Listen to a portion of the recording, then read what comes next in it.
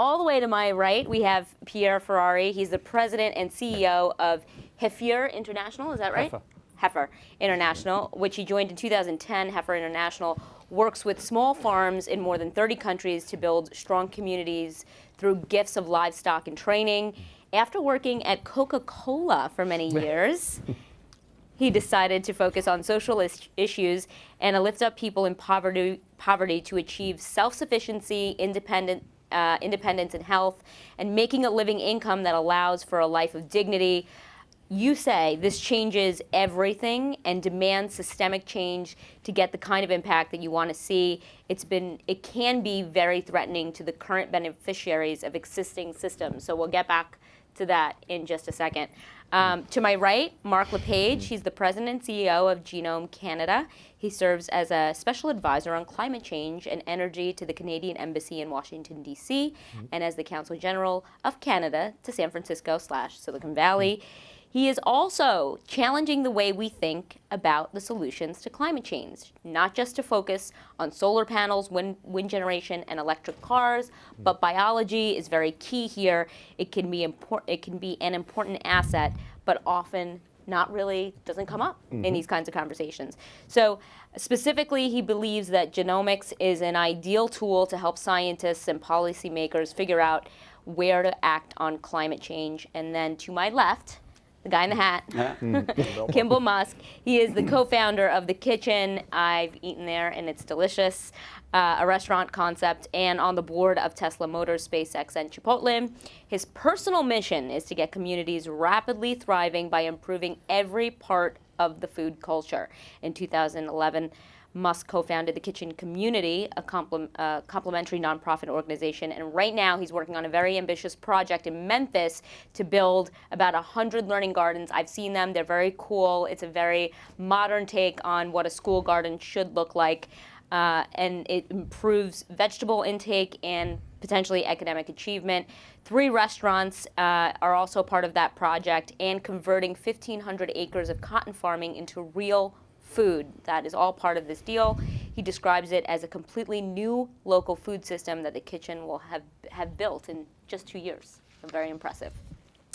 Next to him, Martin Short. He's the CEO of Power of Nutrition. The organization works on getting kids the right nutrition and tackling malnutrition that causes developmental problems that stunt IQ and growth. He says getting the right nutrition in kids is the best GDP multiplier there is, period. That's a great line. Martin has a very interesting background like the rest of the panelists. He has a degree in marine biology and freshwater biology. He was a banker, and he turned to philanthropy to get more private sector involvement in development issues. And next to him, Kenneth Simrel. Did I pronounce that right? You did. Okay, great. President and CEO of Fleischmann's Ingredients. Kenneth is president of that company, which is a leading manufacturer of ingredients across the food, beverage, industrial, agriculture, and consumer marketplace. He also leads an effort to build a global portfolio of food and beverage companies using Fleischmann's platform. The group will consist of companies focused on health and wellness, ranging from the manufacturing of food ingredients to consumer retail products. So this is a very interesting, eclectic panel, and I'm really excited about it because what is going to have to happen over the next, I would say, 30 years is we as a country and the globe is going to have to figure out how to feed 2 billion more people over that time in a way that's nutritious, in a way that doesn't impact the climate adversely. So we all agree, I think, on this panel that the solution really requires a fight on multiple fronts. You know, more technology, less waste. But I kind of want to focus on one of the solutions that has come up, which is more local farming, which could help not only reduce emissions, but also help solve big problems like hunger in poor countries. Industrial farms, as you guys know, are really responsible for most of the food here and really worldwide. Who thinks that that needs to change on this panel, and why? Okay, Pierre. It's all you. Okay, so worldwide there are about 600 million smallholder farmers that produce about 70% of the world's food. I don't think we in the Northern Hemisphere understand that, because most of our food is produced by industrial agriculture with vast farms with lots of equipment, lots of fossil fuel imports, et cetera. So, and the productivity of these 600 million smallholder farmers, which we don't work with 600 million of them, is very low. So it doesn't actually take very much. The return on investment it would be very high to actually get the productivity up. One example would be we work with the Gates Foundation in East Africa. We're working with around 300,000 farmers there, dairy farmers, and on the average, before we started the project, they're producing about 1 to 2 liters of milk per day per cow. It's quite easy within 3 years to get them to 18 liters, which has two implications. One is producing a lot more milk, both for self-consumption in the community as well as sales. But the other piece is that you can actually reduce the size of the herd substantially. So the amount of emissions that actually can be reduced by higher productivity is dramatic. You can probably reduce the emissions by 10 and still double or multiply the production by 20. So there's lots of opportunities like that, and that's one of the things that we do. So, and you don't have to move to an industrial system. You can actually do it with a farmer that owns 2 or 3 cows, and you can get her productivity up, and she can actually feed her family and earn enough income, if the market exists, which it does in East Africa right now, to actually send her kids to school, et cetera, et cetera. So that would be the beginning of an answer. Does that model work in a developed society, though? Well, And can you scale local? In America, we have the exact opposite problem. We have way too much productivity on our land. So we come up with stupid ideas like corn ethanol, which take 25 million acres of land and they obviously don't produce food. And then we create this incredible demand for beef that can therefore be a place our corn farms can continue to grow. But basically, what we've done is we've created an industrial system where the infrastructure that's been put in place over decades is all about corn and soybeans. And these are business people. The farmers are less business oriented. The seed manufacturers and the pesticide fertilizer guys are very business oriented. So they are basically saying, how do we figure out more ways to grow just more of that product, which in the end it really means more animal protein, more beef. And then, of course, then you get to the issue of the environmental challenge with the whole thing. So in America, we have the exact opposite problem. And so we have this huge demand for a local product, quality product. I see Chris in the audience with a great hog farmer from the Northeast. And huge demand for it, and regulations as well as farmland that's held hostage by government regulations, and frankly farmers who are just kind of stuck in that existence. Is anybody on the panel willing to defend the industrial model, this model that basically results in most of the farmland in this country, as Kimball said, being used to either produce ethanol or meat products? And I don't know if any of you if all of you agree that doesn't need to change. No, it's I fine. won't defend it, but I think to add some granularity to some of the numbers, back to what Pierre was saying about these 600 million people are involved in some form of agriculture in Africa, to take a particularly, because I think we've got to be very careful when we look about food sustainability, thinking just about how are we in the developed world going to survive. I think we've got to make sure that our survival is actually predicated on how other people orientate their businesses globally. So in Africa, 1 billion people, there's about 65 to 70% of that population is involved in the agriculture space. So a lot of those are smallholder farmers. A lot of those are subsistence farmers, and there's a big difference between the two. And I think we've got to get out of the romantic notion of small gardens and pergolas and people sitting on their on their deck with a rocking chair, smoking a pipe, looking at their garden. A lot of this is actually 24 hours a day. If these people don't eat, that's why it's called subsistence. They're going to die. So I think on the basis, if you look at this sort of the whole food. The whole food pattern in the world, with I don't know what it is in the States. What less than 1% of the states are involved in agriculture in terms of population, is it? Yeah, I don't know. It might maybe a little higher than maybe that. a little bit higher, under but 2%. Under 2%. So 75% against 2%. And then if you look at Africa, again, which I'll bring up a number of times, just to make sure we focus on sort of something which is sort of south of the equator and something which is a developing country or developing set of countries, is that Africa is still a net importer of food. You know, and it exports things like cocoa, things like tea, things like cacao to us here in the West.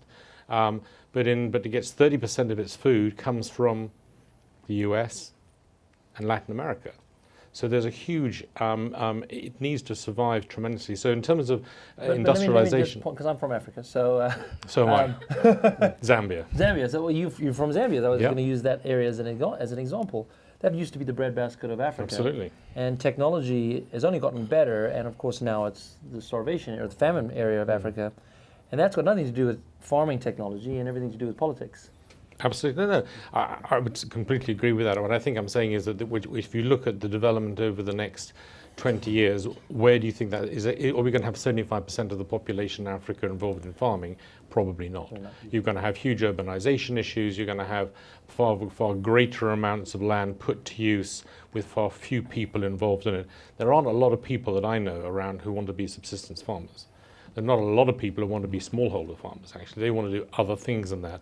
But we still need that food, and we need the nutrition in that food to make sure that we're going to be able to develop those countries so they can actually export, so they can get foreign exchange reserves. When you talk about nutrition, though, go ahead, Ken. I was going to say, one of the food manufacturers in the industrial space, so we're part of the industrial complex.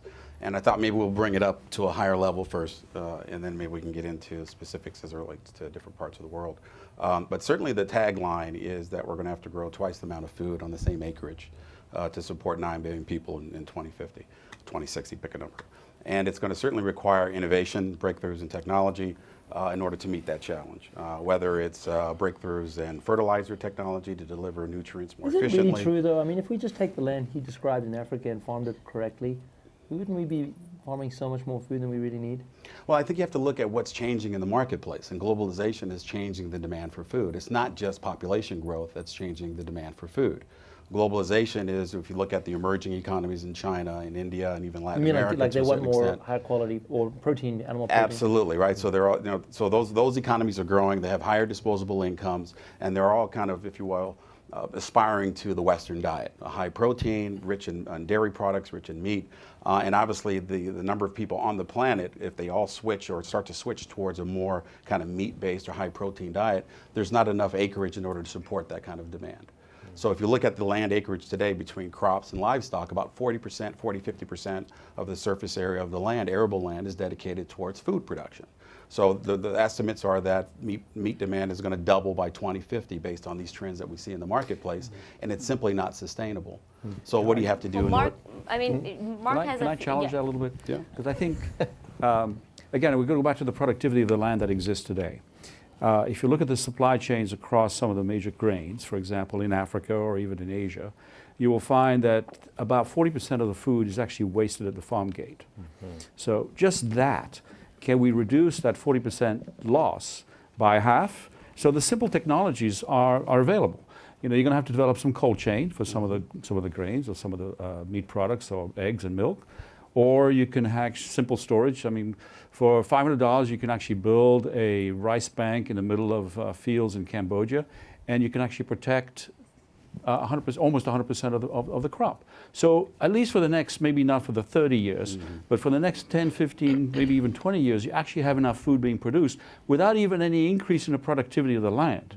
Right? And so the example I gave for the cows, from 1 to 2 liters a day to 18 liters a day, that's 10 times more, right? With essentially using the magic of photosynthesis and allied with the magic of ruminant digestion. So we don't really have to allocate. When you talk about waste, though, one of the things that I think there's a little bit of a disconnect between the developed world and the and the poor countries that you're talking about, the developing world. But one of the challenges from a waste perspective in the developed world is that we want fresher food. We want fresher, more local food. And if you have that, you actually, in a developed context, you may increase waste. Because done incorrectly, you may increase it. If you don't create solid composting systems and so forth, by its very nature, fresh product will have more waste. The fact of the matter is, though, that demand is that's where the demand is. So if you're an American farmer farming corn or soybeans, you've given up on the American market. I mean, you're just looking at China, you're looking at somewhere else for any sense of growth, because the American market is suffering from obesity, from high calorie, low nutrition food from that same system, and they're rejecting it. And the exciting innovation is actually not in increasing yields in corn and soybeans. I mean, shoot me now. There's nothing interesting going on there. I'll come back to that.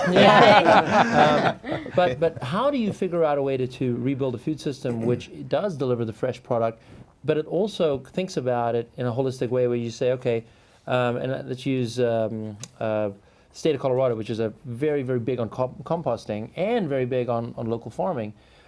We have a robust local farm economy. We have a robust and government-run composting system. I would suspect that the food waste inside of the local farm system is actually pretty small. What I want to get to you, Mark, because you're really focused on the kind of agriculture that Kimball was just talking about, which is corn and soybean, and your industry has come under a little bit of fire for enable this kind of monoculture that he's talking about. yeah, but well, I'm sure you yeah. have a different Yeah, we have perspective. So maybe I'll somewhere in between these positions. So I work in research. I have no views on big farms. So we're kind of like the NIH, genome research, the human genome, precision medicine. We started out like that, but with a difference in that we also do plants, agriculture applications, forestry. And about half of our research is actually in agriculture and in forestry, and we have a lot of issues around that. And as we started off in those fields, we quickly found ourselves dealing with, I think, one of the stresses we kind of alluded to in the discussions, which is climate change. And if you think of Canada, we have a lot of big crops. If you look at Western Canada, we have lots of dairy, lots of meat, wheat, canola, but it's kind of the breadbasket of the world. I mean, you know, when Australia kind of dried up, had a gigantic drought, the manifestations of that was bread prices all over North Africa went up. I mean, we're all interconnected. I guess it's our destiny that we have lots of spaces, not many people, and we will be exporting. But the challenge for us, climate change, so if we had the talk by Al Gore yesterday, the average global temperature goes up by 2 degrees. If we work hard, we'll be lucky. It's not that great, but 2 degrees. It'll be 4 degrees in Canada. The northern countries will have a more significant heat increase. So the big challenge for us is basically everything that we're growing right now is we're going to have to change re-engineer the genetics of all those plants so that they have drought-resistant traits, so that we're not just blasting them with fertilizer, nutrients, and pesticides to compensate for all of that, that they have natural selection. And so we're working through name your crop, trying to get that. There's a lot of work to be done. That's the defensive side of climate change. And the offensive side, and I'm coming to soya, would be my soya example. So if I could pull up a slide, I just have one slide, slide 9. So we grow a little bit of soya in Canada. The difference is it's mainly soya for human consumption. Japan, China, higher quality, I guess maybe because it's colder. It's a great crop, high value, but it doesn't grow, it's not that warm in Canada, as you may have noticed, and it doesn't grow in that much space. But it's the perfect rotation crop for wheat, canola. If you can get soya in, it helps with nitrogen fixation. It actually reduces your fertilizer usage overall. Great for the family farm. The economics of that, making those 3 things hum. And the problem is it doesn't grow. So we're working on identifying within the variants of what you have in soya crops, soya that has that drought-resistant trait, which is great because of climate change on the offensive side. It's actually a positive. You get more The land. amount of area where we can grow soya, where we grow it right now is in the red, and the blue is kind of, it doesn't look that big, but actually if you look on the scale, that's a lot of growing area. So probably double, so that we could have a crop that's the size of what we grow now in corn. But despite the benefits of GMOs, it's not GMO. Oh, it's not GMO. We don't do GMO. Oh, you don't do GMOs. Okay. Greenpeace loves us. We're the anti-GMO. Okay, although we have no. So how do you achieve this? Within a crop species, and this is where you mine the genome. So just like human beings, some of us are tall, short, live longer, have healthy, whatever. Plants are the same thing. So we mine what's already in the soya crop and try to find, plant 100 soya plants, and one of them is a bit bigger, one of them has better drought resistance, so we try to identify at the genetic level See, I really like within what the you're crop. doing. So it's accelerated breeding is what But usually. even if it was GM, I mean, I Yeah. think the key is that it's actually food Yeah. that humans eat. Yeah. So I think Yeah. that's what gets me excited when I see us growing food that humans eat Yeah. versus food that is really designed to increase animal protein, Yeah. which has massive environmental consequences. I like a good steak as much as the rest person, but the idea of the quantity that we do eat, Yeah. I mean, it's the same thing goes for gasoline cars. I mean, we absolutely know we have to curb our gasoline usage. Yeah. We just know that. Yeah. We can either do that through electric cars or through more efficient Yeah. Cars, gasoline cars. But But we GM know just that. is not under fire just because it incentivizes farmers to produce ethanol and feed. It's also under fire because there are environmental impacts of using GM because you're using more fertilizer, more insecticides and, Yeah. and herbicides with it. And Yeah, that runs off into the water, and then there's the whole Yeah. problem Yeah. created that way. I'm personally embarrassed by GM crops because I'm a scientist and technologist in my training, and I couldn't imagine people doing it any worse than they're doing it. Because we should be doing it in a way that helps the environment, creates higher nutrition, not regardless of the environment, and who cares about nutrition, just get those calories up, and let's ignore out of the consequences of the environment. Why are we spending so much time in our science thinking of all the wrong things? Ken, maybe you can talk to the consumer demand for non-GM products and how that's sort of impacting your business. Yeah, what we see is, consumer awareness. We talked about this before. We kind of live in unprecedented times, having kind of this global kind of communications network. And what an individual can do, what a consumer watchdog group can do, really finds its way in all parts of the globe. And what we're seeing in the marketplace is that these kind of consumer watchdog groups are working with the big titans, if you will, like a Walmart or Whole Foods, to really kind of bring about awareness and change in the marketplace. And so the non-GMO initiative that was initiated by Walmart or Whole Foods to have transparency as it relates to what foods are GMO or non-GMO has really changed the marketplace. And so a lot of food companies that traditionally sold products in that distribution channel are now trying to comply because they don't want to be seen as producing foods that are genetically modified. So they're approaching us and saying, hey, here are the products that you manufacture for us today. Can you give us a non-GMO alternative to that? And we simply work with corn growers and what have you to meet those needs in the marketplace. And I think food manufacturers are trying to meet the needs of the average consumer. If you look at, there was a lawsuit last week, for example, that a consumer watchdog group pointed out that a real popular organic baby food company was sued last week. And they said about 30% of the ingredients were synthetic. They were not organic. And then out of that group, that 30%, it was reported that they weren't even fit for human consumption, let alone baby consumption. And so, again, you have this kind of, people posting things on YouTube, and just this awareness, consumer awareness is much more today than it was 30, 40 years ago. And a lot of it is just because of the nature in which how we live in terms of our connection and the communication systems that exist. I think that's a very important point. I think the fact that the internet exists today, and you can find out what you're eating within 2 seconds.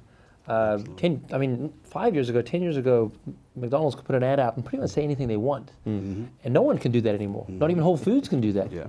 And I think that's very powerful and very interesting. The 21st century is going to be a food system that is filled with more information than traditional manufacturers they're just very ill prepared for what we're dealing with. The GMO labeling, to me, to fight that was not only, obviously they lost the battle, but did so much more damage to the idea of science in food. The fight itself. They should have said transparency is what we stand for, what we're all about. Monsanto is still fighting it. They still want a federal. They're still saying they want a federal mandate, but a federal mandate would be voluntary, not mandatory.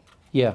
No, I know, absolutely. I mean, to me, Monsanto is the definition of the Titanic. I mean, so they're just polishing that silverware as hard as they can, and they just eventually they think it'll not hit the iceberg, But actually, polishing the silverware doesn't change the direction of the ship. It's worth mentioning that I think a lot of this debate has slipped into a debate about that GMOs are bad, right? Because transparency is, they've tried to fight the transparency issue, itself, right? exactly. I happen to sit on the board of Ben & Jerry's, which is wonderful. I get to taste all these new products. But He just made us all very you jealous. know, we went GMO free, and it's very complicated to do. Just so you know, it's Yes. incredibly complex. Absolutely. The food system is so interwoven. But for example, if you take some of the farming communities we work with, and Heifer's been approached by Monsanto, Syngenta, and they're preparing, you know, for the future market, which is going to be huge. And I keep saying, and part of my staff says GMOs never. I mean, you know, there's this sort of a moral reaction to GMOs, and I keep saying, what if Monsanto came with a salt-tolerant rice? Of course we would do it. Of course the farmers would do it. I mean, So, I Kimball mean, is one of the biggest opponents of GM, and he said, I don't have a problem if it's going to feed people. It's actually Yeah, food. exactly. Yeah. So Yeah, it's actually I just food. want to be sure. Yeah. Make that And one of the things I'll say about it, because I agree with you, we get some things that happen in the marketplace, and I just remember that this is being filmed, taped, what have you, and so be mindful not mentioning names. But you see some things in the marketplace that don't make sense, and so someone will say, I want a condiment that's non-GMO, and I think that's going to give me an advantage in the marketplace. And you're like, okay, that makes sense, but what do you put that condiment on? You're going to put it on a hot dog, or you're going to put it on something else that has, you know, that's been genetically modified, right? It eats a meal that's been genetically modified. So there doesn't seem to be rhyme or reason sometimes in the marketplace. But the other thing I'll say is my background, I'm an engineer by training.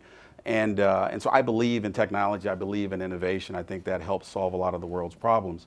And what's not natural about the human evolution, that we have the ability to do things to our bodies, to enhance our lives, to extend our lives, our understanding of the genome, our understanding of how to modify organisms to our betterment as a species. What's not natural about that human evolution? That is a natural process. And so, yes, we can modify certain organisms to our benefit, but that's a natural process. We're a natural process. And so I'm with you. I think that the natural reaction is, oh, GMO is bad, it's bad. And I'm not necessarily sure that that's always the case. Yeah, and I just want to make a point. I'm actually not an opponent of GMOs. I'm an opponent of how GMOs are being done. Yeah. So, you know, to your point, if we can figure out a way to make a All right, drought-resistant well, I'm going to give you a little bit of a hard time, though. Okay, sure, yeah. Because Chipotle is out there making money off of like non-GMO, and everybody thinks that GMOs are bad just because they're bad, not because of the way that they're used. So when I you don't- talk yeah. about the fight, that's a marketing Chipotle issue. is I playing don't into speak that for fight, Chipotle, right? and I'm very, very happy with that they made that decision. But I don't speak for Chipotle. But what the GMO industry stands for, which is 99.999999, and I can't stop saying nines until you nail it. That's how many. You know, that's the most of the GM is just is corn, soybeans, and cotton. Yeah. And to an irrelevant degree, do we actually work on food? And so when you think about it in terms of the massive obesity machine that it enables, the environmental disaster that it enables, the pesticide use that it enables, for what benefit? I mean, if we're the Americans and we're the ones who are benefiting the most, we have a 70% overweight and obese population that's costing us 18% of our health care, making it an absolute tragedy for the individual.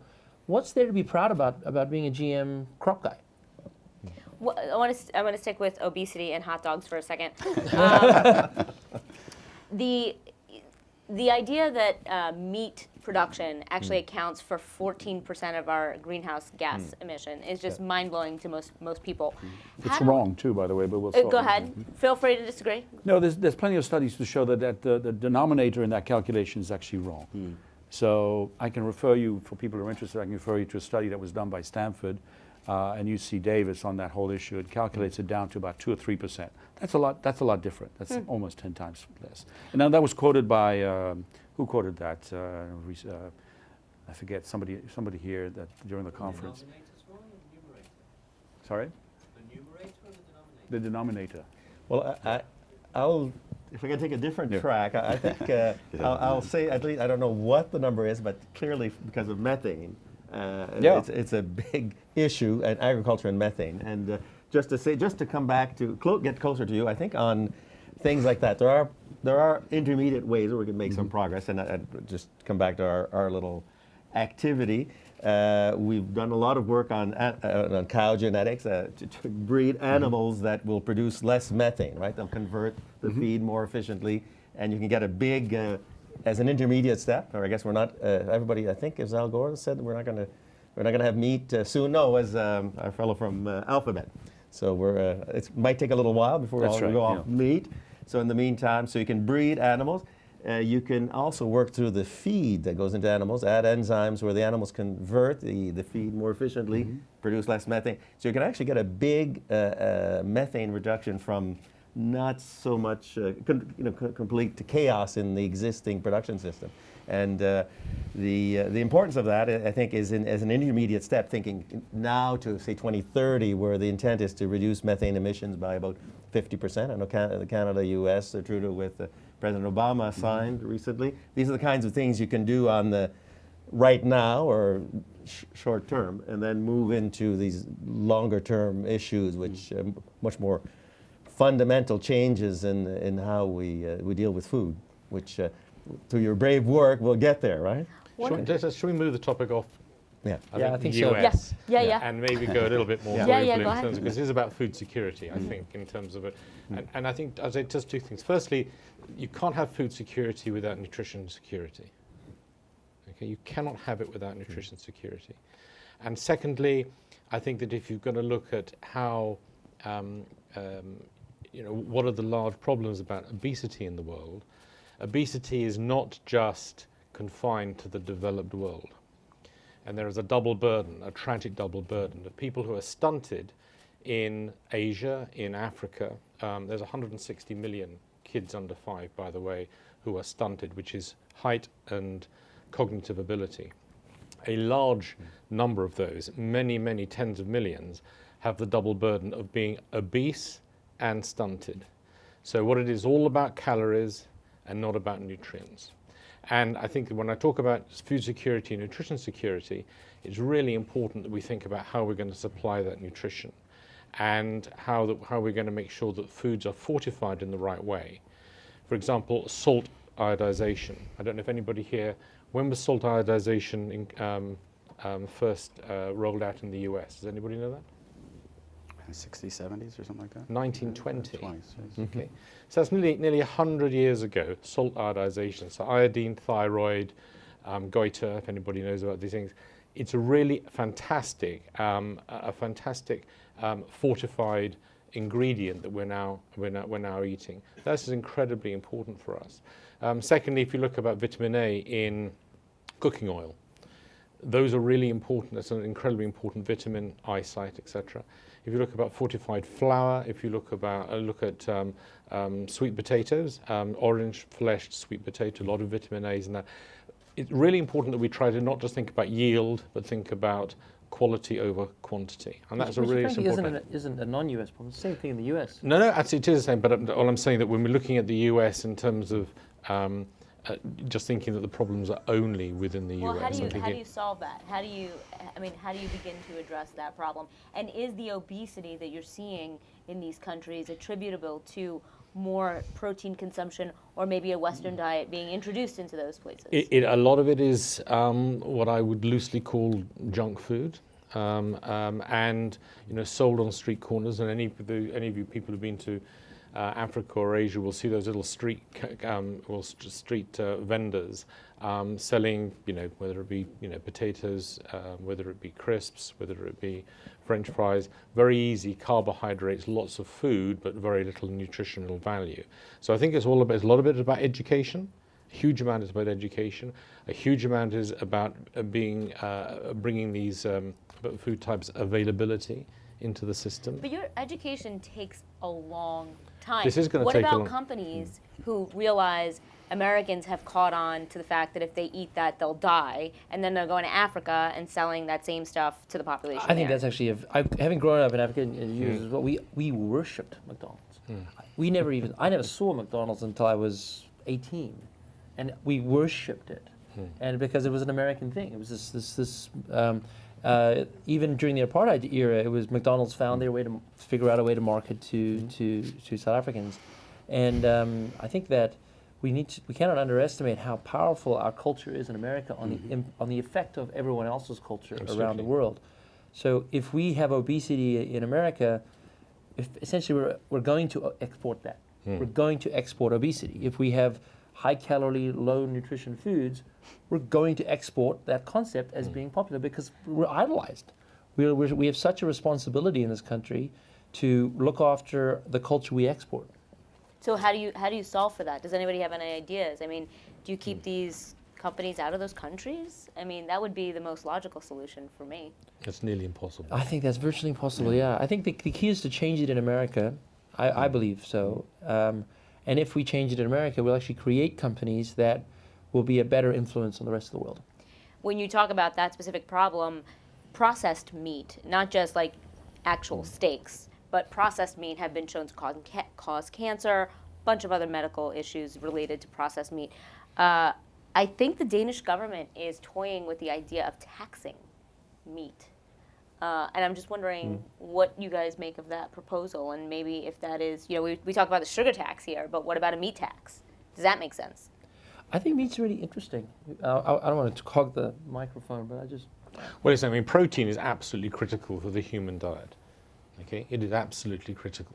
So you're not going to be able just to say that you're going to have to, tax something simply because it doesn't work. If we're looking at it from the lens of the developed world, I think you've got to look at about the availability of that. And the amount of people in Africa and Asia that eat protein on a daily basis is very few and far between. So I think we've got a long... Sorry? You can get protein elsewhere. You don't have to get it from red meat. Absolutely. You don't have to get it from red meat. I'm just saying that red meat is, proteins, animal proteins, and listen, people from Brian Brenny and I from the World Food Organization, from the UNICEF, are going to be, will be able to argue that point far better than I will. The question was taxing processed meat, which hold on a second. I said taxing processed meat. I'm not suggesting that you shouldn't do that. I'm just saying that if I look at the availability of... You were suggesting that it should be done. Yeah, I but said I'm not suggesting that it processed shouldn't. meat is I'm not just an saying issue. that... Processed meat is not an issue in Kenya or Malawi or Bolivia or in these places where you have these issues. I think there is a natural process by which, and this is perhaps a systemic change that we've got to look at that could change diets. Right now, whatever industrial agriculture there is in these countries tend to be the major grains, et cetera, for international, and they don't really help the local diet. Smallholder farmers or even subsistence farmers can actually be trained, which is the work that we do along with many others, into aligning their land, aligning their work towards the more profitable value chains, which tend to be vegetables, fruits, animal-based foods, which include milk, eggs, chicken. Doesn't have to be beef. We keep talking about beef, but there's lots of animal. And the cost, and this is an important point, the cost of, if you take nutrition as the element that you're pricing, the cost of high-quality nutrition utilizing animal-based foods is lower than anything else in these countries. Okay? You have to, I'm not sure if I agree with that. So just, you're saying that cost of, if you were to eat animal-based product beef, Right. or If you want the right load of nutrition, right? A, B, zinc, et cetera, et cetera. Animal-based foods in these countries, the way they are grown and raised, is cheaper than anything else.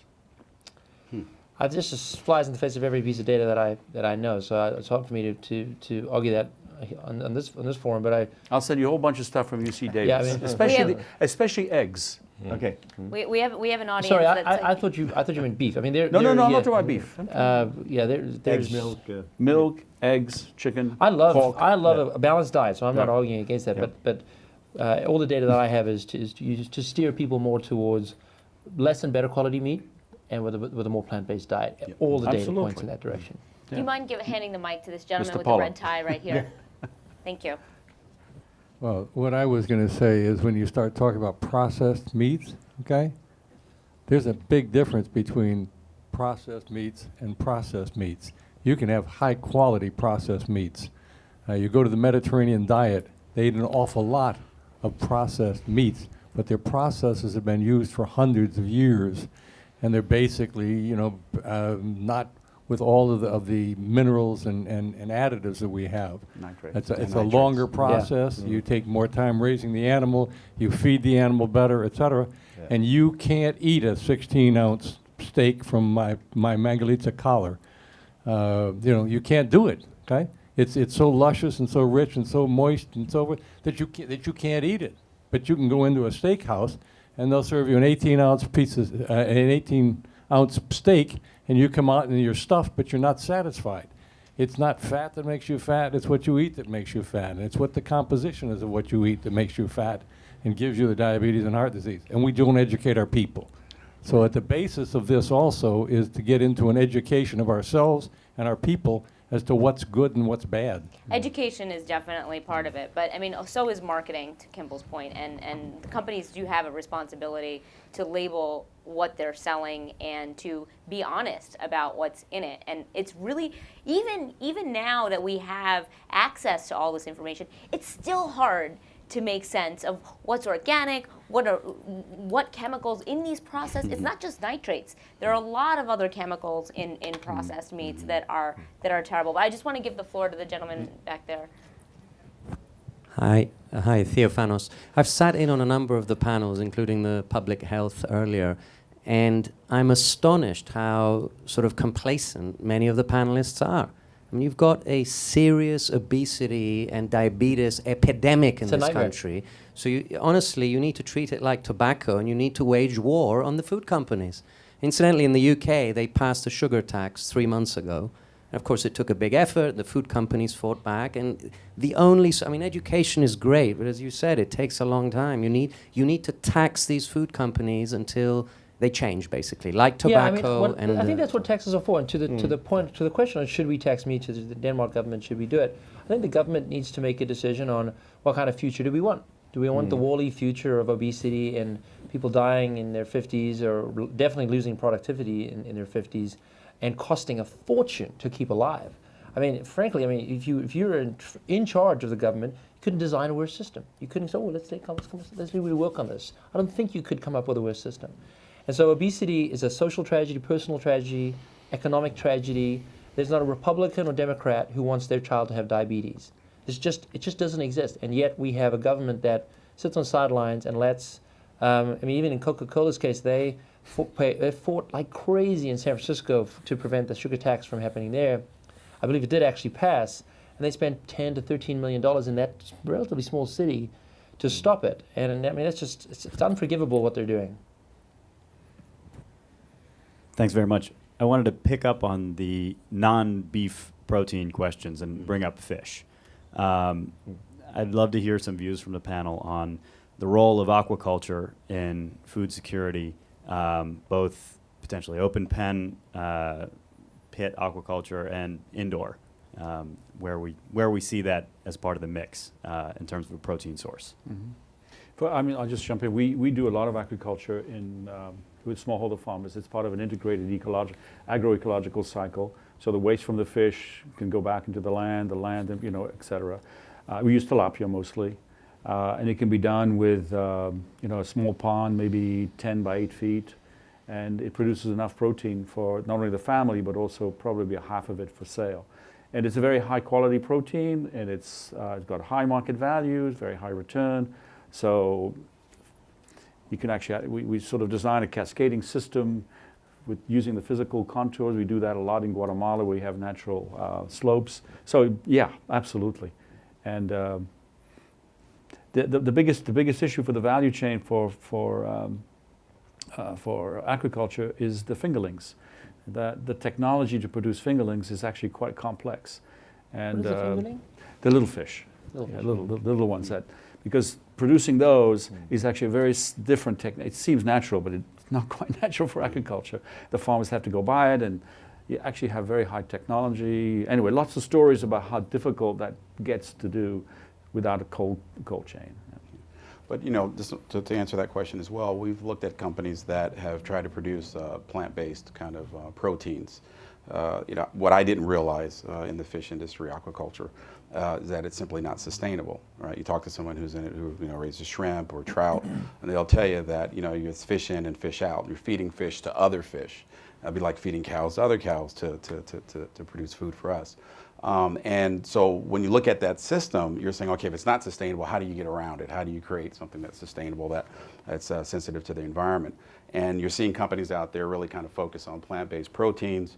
They're taking biomass, which is a waste product, out of the DDGs, they say ethanol plants or switchgrass or whatever the case may be.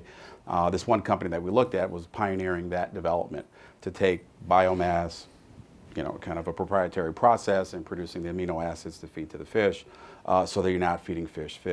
That work still continues, but I think you're seeing companies in the marketplace produce consumer products that are plant-based, and they're using soy proteins, they're using wheat proteins, they're using pea proteins, and they're producing, I think Gardein is one of the companies that's been very successful. Now it's processed food to a certain extent, and it's going to improve over the years, but it's still meeting the needs of the marketplace for those who don't want to eat as much meat, be sensitive to the environment. Pinnacle Foods owns that asset, and they're saying demand for that product is up about 30% year over year. So I think, if you think about how we meet these challenges going forward, the demand for beef, the demand for dairy products, I think there's going to be a continued innovation in terms of plant-based proteins. And then there's also going to be the lab-cultured beef that a lot of work is being done. The Frankenburgers, it's gotten a lot of press, the $300,000 hamburger, and the work that Mark Post has done has been pioneering in that. There's a company by the name of Memphis Meats that has come out and said, hey, look, we'll have meat available to sell in the commercial marketplace in the next, say, 3 to 7 years. And I'm curious, when it comes to energy used to make that meat, is it really less than, there have been some questions raised as to whether or not CO2 emission is actually lowered by lab, created. Yeah, the numbers that I've seen say that if you go to a cultured environment using stem cells, that it reduces water usage by 90%, land by 90%, and energy by 70%. So if you look at just the, is it going to taste as good? They could add fats and texturizers and things of that sort. But let me make this point that when you look at the traditional kind of cattle raising process, right, the mass balance, right, it takes about 100 grams of vegetable protein to produce 15 grams of animal protein. I mean, it's inherently inefficient. And if you see something like that in any other aspect of our lives, you're going to say, hey, why bother with it? And so we have to feed cows disproportionately higher to produce less meat for us to consume. So I think the cultured meat is going to find an avenue, if you will, in food service. So you'll have your traditional sliced steak, from a slaughtered cow for the holidays and to celebrate, T-bone steaks and things of that sort. But in food service, where it's used as an ingredient, say for lasagna or for hamburger or for a beef stew, in order to meet the, kind of the protein needs, if you will, of the world, this may become a viable option going forward. I think one of the challenges that we have is that the human race is progressing, food technology is progressing, and at some point they're going to intersect because of market externalities. They're going to have to in order for us to survive as a species and to live productive lives. And so I think eventually it's not necessarily well embraced today, but in the future I think people will begin to embrace these types of products going forward. I think the ones that are a little closer to being embraced are the plant-based, pure plant-based. So not cultured meats using other plant-based inputs, but there's some quite honestly quite tasty non-meat products. I mean, there's a group called Beyond Meat that's working on a few, and I think their products are a solid B right now. But if you compared it to the average meat product out there, some of them are probably a solid C. Yeah. So actually they're better than many of the mediocre meat products that we have in the sort of industrial food chain. I think that the plant-based protein will be very interesting. But I think to your point, I think the less and better meat experience is going to become much more prominent in life. So I was with JBS, which is the biggest meat producer in the world, and sat down with them, 100,000 cows being fed, 5,400 slaughtered a day. Jeez. I mean, it's so insane to be there and watch that quantity of meat being processed. And you ask them, well, what do you eat? And they'll say that, well, we eat the natural stuff. Oh, yeah. They actually know what they're talking about. It just tastes better. Could I come back to the question was asked about tax? So as a general statement, I guess you tax what you want to see less of. It's a pretty efficient principle. And it seems you were asking the question: should we tax processed meat, or should we tax I don't know, beef or whatever? And maybe the bigger question, a systemic question, is where's our carbon tax? If we wanted to put pressure on beef and methane production, I guess if we had a carbon tax, certainly the cost of doing this very inefficient agriculture would manifest itself and might not deal with it completely. And that's a pretty We're big... talking about sticks here. I'm just wondering, what carrots we can use to incentivize the industry beyond consumer demand, because consumers are clearly lagging in this regard. As educated and as forward-thinking as they are, they're still behind. 1 or 2% are ahead, and then the other exactly. 98%. You need en masse sort of demand for this kind of thing. I'm just wondering if there's any way to reverse engineer it so that these producers are incentivized to lower the carbon emission without a tax. Like, what else creatively is being discussed out there that could align interests instead of separate them? Well, I mean, if you look at McDonald's and you think about them as a good example of the industrial food system, they're shitting bricks. I mean, like, they're really wide. Their customer is that's a technical term. That's exactly. It's an industrial. Just for those people who are. Thank you. And you know, their customer, even though it's 98% of them still want the Big Mac, next year it's 97. The year after that it's 96. And when you are a low margin business, you stop making money when you have that kind of drop in business. So it's actually not as hard of a problem to get those guys on board.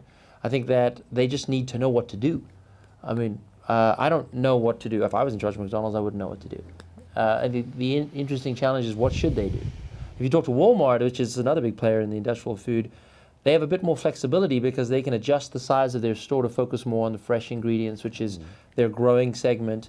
But all of their processed food and frozen foods is just collapsing. I mean, it's literally collapsing in sales. Yeah, they can't make fresh really work on the margin front, though, because they got Well, a lot of waste. they can't That's even the problem. find supply. Right, that's the other thing. Less than 1% of our farmlands farms fresh food. So if people actually want fresh food, where's it going to come from? Yeah, we actually have that problem. You know, Walmart, Heifer is headquartered in Arkansas, and Walmart is headquartered in Arkansas, and they want to participate with us. We have a local foods program there. We are mobilizing small, generally disadvantaged farmers to organize themselves to a local food system. And Walmart keeps coming back to us and said, well, we'd like to get into the national local food business. We said, okay. And they said, well, we need a container a week.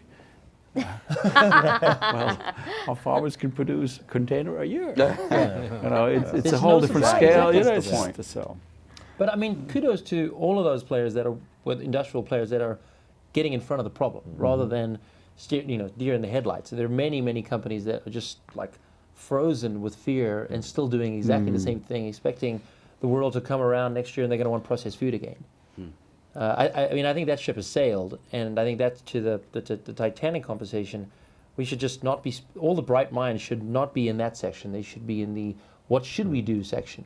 And I mean, Chipotle does a phenomenal job and has attracts some of the top talent in the world, not in the restaurant industry. So the best people in the world choose to work for Chipotle because we're delivering fresh food at scale. 2,000 restaurants doing fresh food. No one does that. And to your point on working with suppliers, Chipotle doesn't say you have to supply gazillions of tons of food day one.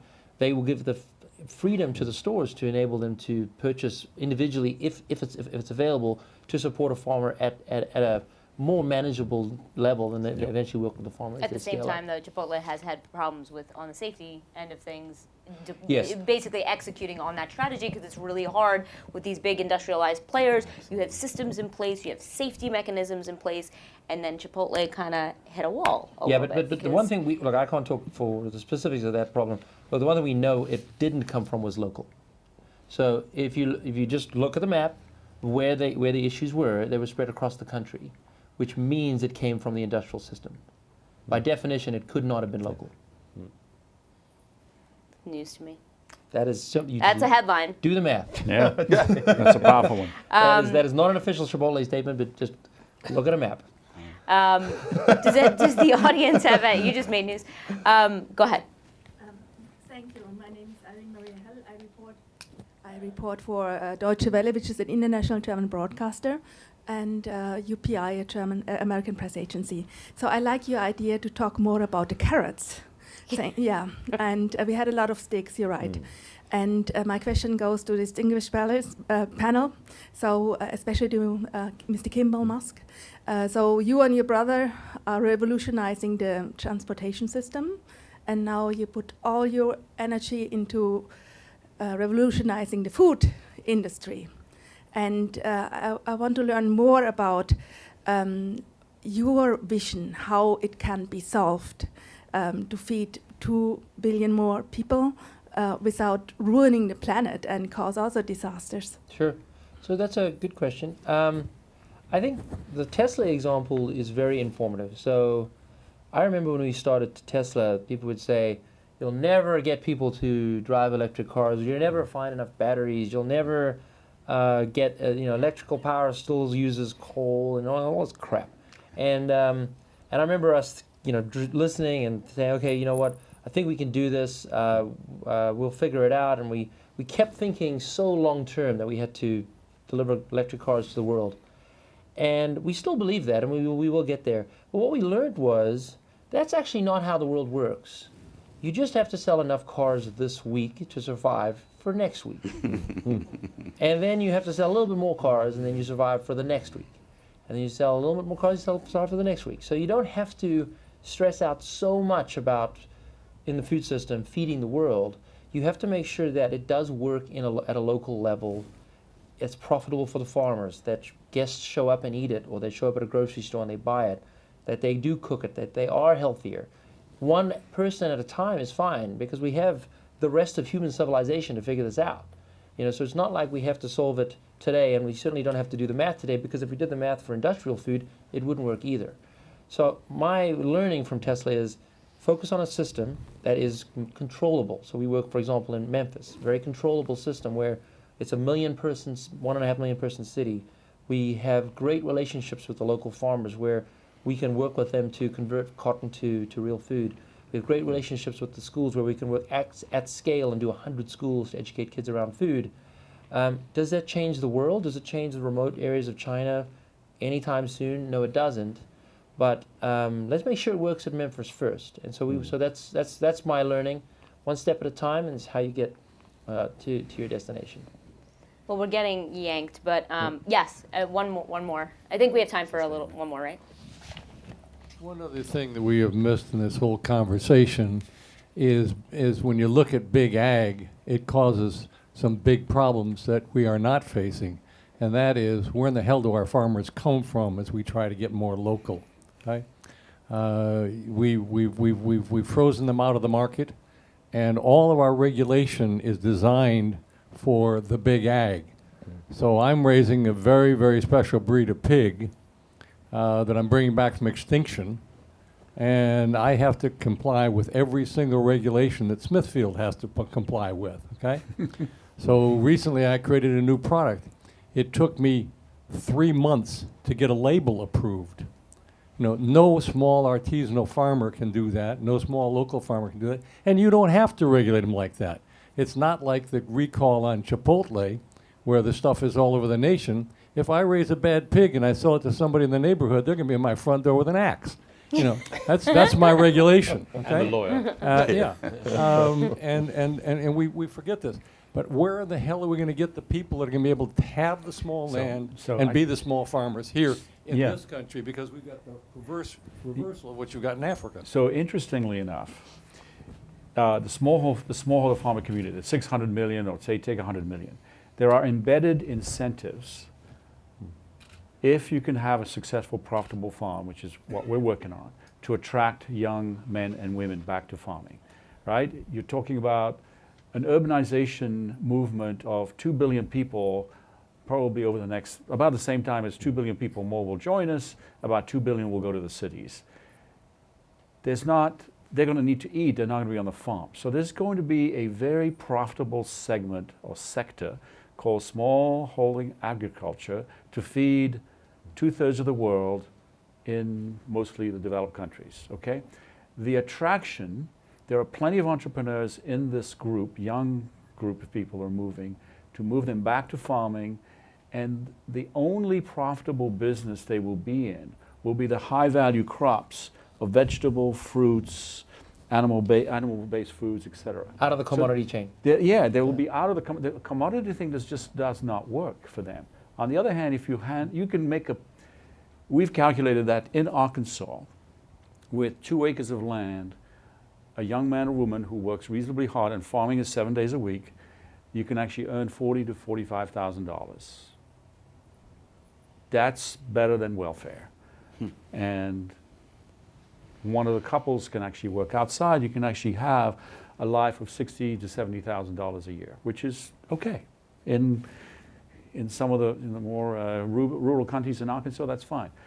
We can organize a farm, a 2-acre farm in Guatemala, to earn probably $12,000 to $15,000 a year. That's well above the living income. But they've got to be producing the right goods for the market that pays premium prices for fish, for papayas, for snails. There's a whole bunch of products that can be sold that are high profitable that will attract the youth back to farming. Because it's going to be cool, it's going to be profitable. All right, I do think the government can help, though. The government can provide help to farmers that want to get started. And unfortunately, they do a lot of help to keep farmers from changing. They should be helping. I read an op-ed to get the government to fund the organic transition period from a corn and soybean farmer to an organic whatever. There's a 3-year period that's very, very difficult for farmers. And that is where the government can help. Not just for the farmer, but for society. I mean, it's their duty. So we have the red card. So I just want I want to thank you all. There are tremendous problems in our food system, but these panelists are going to figure it out. Thank you. Thank you. Thank you. Thank you.